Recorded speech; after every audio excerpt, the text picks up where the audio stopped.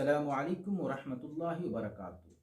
इंसान अपनी बोल चाल में एक दूसरे से बात करते हुए अपनी बातों में जोर पैदा करने के लिए कसमें भी खाया करता है। कसम तो अल्लाह की खानी चाहिए, लेकिन बहुत सारे लोग अपने माँ बाप की कसम खाते हैं, माँ कसम खाते हैं, बाप दादा की कसम खाते हैं, बहन बेटी की कसम खाते हैं कि मैं अपनी माँ की कसम खाकर ये बात कह रहा हूँ, मैं अपनी बहन के सर की कसम खाता हूँ। तो इस तरह से लोग कसमें खाते हैं। तो सवाल ये है कि क्या इस तरह से कसम खाना, माँ कसम कहना, तुम्हारे सर की कसम खाता हूँ, इस तरह से कसम खाकर अपनी बात कहना, क्या शरीयत में इसकी इजाजत है? इस्लाम इसको दुरुस्त करार देता है। आज की इस गुफ्तगू में इसी चीज को पूरी वजाहत और दलील के साथ हम बयान करने वाले हैं।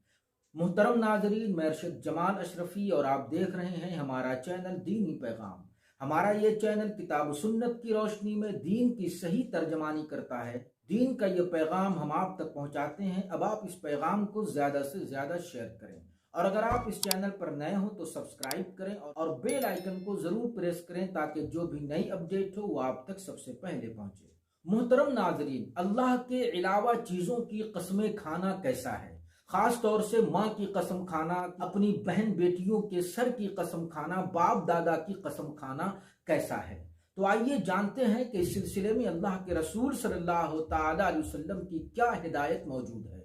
चुनांचे एक हदीस है जिसे इमाम मालिक और इमाम अहमद बिन हम्बल रहमतुल्लाहि ताला अलैहिमा ने रिवायत किया है, और हदीस की ये रिवायत सही बुखारी और सही मुस्लिम में भी मौजूद है। हजरत अब्दुल्लाह इब्न उमर रज़ियल्लाहु ताला अन्हु बयान करते हैं कि अल्लाह के रसूल सल्लल्लाहु ताला अलैहि वसल्लम एक काफिले के साथ चल रहे थे, तो आपने देखा कि हजरत उमर बिन खत्ताब अपने बाप की कसम खा रहे हैं। तो अल्लाह के रसूल सल्लल्लाहु ताला अलैहि वसल्लम ने फरमाया कि बेशक अल्लाह ताला तुम्हें इस बात से रोकता है कि तुम अपने बाप की कसमें खाओ। तो जिसे कसम खाना हो तो उसे चाहिए कि वो अल्लाह की कसम खाए या फिर चुप रहे।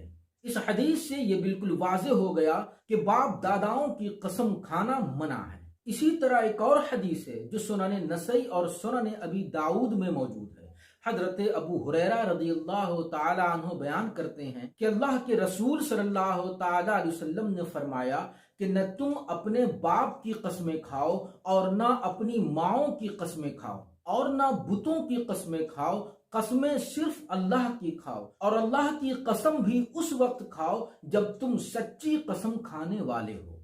अब इस हदीस से और भी वाज़ेह हो गया कि माँ की कसम खाना मना है, बाप की कसम खाना मना है, और अल्लाह के अलावा किसी चीज की, किसी इंसान की, इंसान के सर की कसम खाना भी मना है। अल्लाह के अलावा चीजों की कसमें खाना क्यों मना है? माँ की कसम खाना, बाप की कसम खाना, बहन बेटी के सर की कसम खाना क्यों मना है? इसको भी अच्छी तरह समझ लेना चाहिए।